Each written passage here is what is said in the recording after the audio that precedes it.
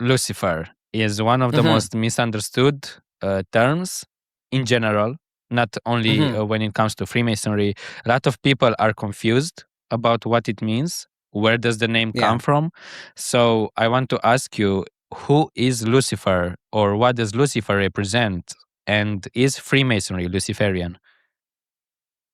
Yeah. I would say that if it depends on, again, somebody's understanding and how they interpret Lucifer. Personally, I am aligned with Manly P. Hall and Pike, which is this idea that and many other occultists, that Lucifer essentially is a Promethean. It's essentially like he's Prometheus, or even in Polynesian culture, because my mom's side of the family is Hawaiian Portuguese.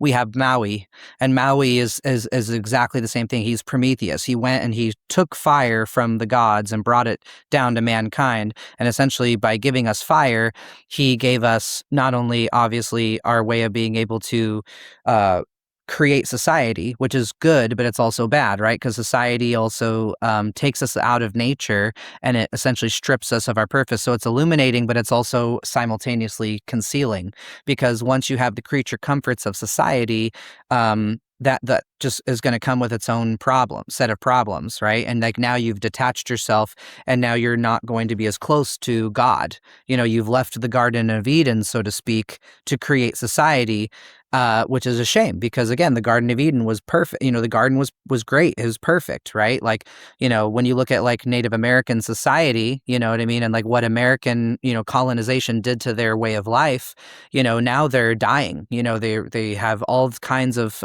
ailments and things that just weren't a problem before we showed up and messed it all up.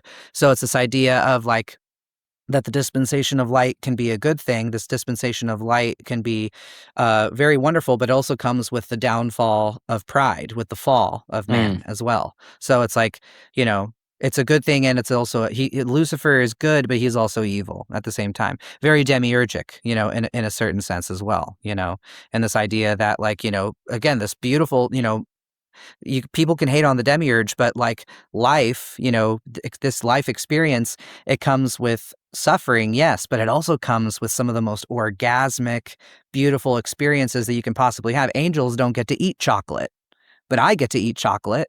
And just that aspect of sitting there basking with the piece of chocolate in my mouth makes me go, the creator's not evil. Yes, again, I not only, I could be eating this chocolate, but the chocolate can also give me diabetes, which sucks. But I mean, again, like, it is what it is. It's this aspect of the walking the checkered floor of life. Yes, but some people will say that's you've seen the Matrix, I'm sure, but that's Yes. what Cypher will say from the Matrix, Right. that he still enjoys the steak, and even though it's fake, it's not real. But Right. before we talk about the demiurge, let me push back a little bit more, because maybe Sure. the answer was not as clear as people want it to be. Now, we know Lucifer comes from a Bible mistranslation. We know Right. that Lucifer is used in the Catholic Eastern Vigil. Not a lot of people know that every year. In fact, Lucifer is associated with Jesus there. So that's an interesting aspect. Also, in the Gnostic lore, Lucifer is associated with Christ, because he is the one who wakes up humanity. He represents the Promethean principle there. And you also said an interesting thing here, that which I disagree with, that the garden is the ideal state. And for me, it's like, yes, but like an it's like a totalitarian system. Everything is perfect, everything is beautiful there, but there is no consciousness, there is no freedom of thought, there is no free will, so to speak. Right. You're living by the demiurge's decree.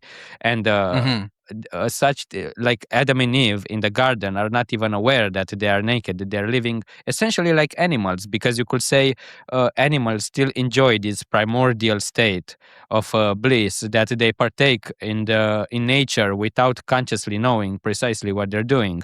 So in some way, yes, it's perfect, it's ideal, it sounds good because you're partaking in nature and you're respecting the rules, but at the same time, it's not what we as humans represent currently. And I couldn't imagine life for myself without having this free will, without being able to think and be self-aware.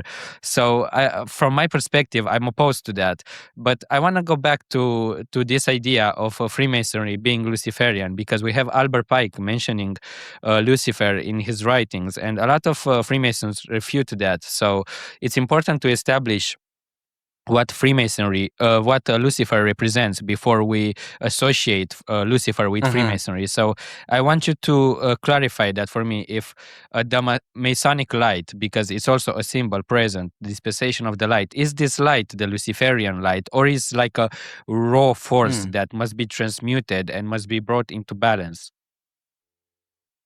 So the dispensation of light, at least from my perspective, again, it's this idea that I believe that it would be Luciferian, again, based off of what we're talking about, which is this idea of revelation. That's essentially what the Gnostics, right, believed that the snake does, is that he reveals the knowledge of good and evil, or he inspires Eve initially, but then also Adam, to partake of the fruit of knowledge of good and evil. So essentially, it's this idea of like, how I kind of view it is that, the garden represents this astral, like kind of the astral realm where like angels and stuff are, which is essentially like they don't really get, again, no free will. They just, they are literally, it's like them and God just all the time, And so for them, they don't get to, again, experience the things that we get to experience. And so by partaking this fruit of knowledge of good and evil, this aspect of a duality mindset is what essentially makes us exit the garden, And again, we get to experience chocolate, but we also get to experience cancer. You know what I mean? So it's like give and take. So for me, the light is, again, this dispensation of, it's this understanding of that knowledge. So like the knowledge, the Masonic light is the understanding of, obviously, this aspect that, hey, God exists, but I am also having to experience this life. And so it's that realization that, both of these things are true. And what am I going to do with that information now that I know? How is this going to influence and change my life? And so that's why Masonic light is revealed by degrees. Because if you just blasted the fire hose, somebody with the fire hose, they're going to be they're going to be injured. And even then, so for me, I don't just participate in like ceremonial magic in the West. I also study Eastern mysticism, specifically Kashmiri Shaiva Tantra. And one of the aspects of this is this thing of what's known as Diksha, but then also Shaktipata. And Shaktipata essentially means the descent of grace. So it's the descent of God's grace. And so this is the moment when you have a Shaktipata enlightenment experience. It is the revelation. It's the thing that essentially pulls one of the major veils from behind your eyes and allows you to then actually seek a spiritual life in general. And so essentially anytime, what Masonic ritual does is it by degrees initiates you into this light of God, which allows you to be able to live in the world while simultaneously being able to have these hopefully these higher revelations of understanding with the divine.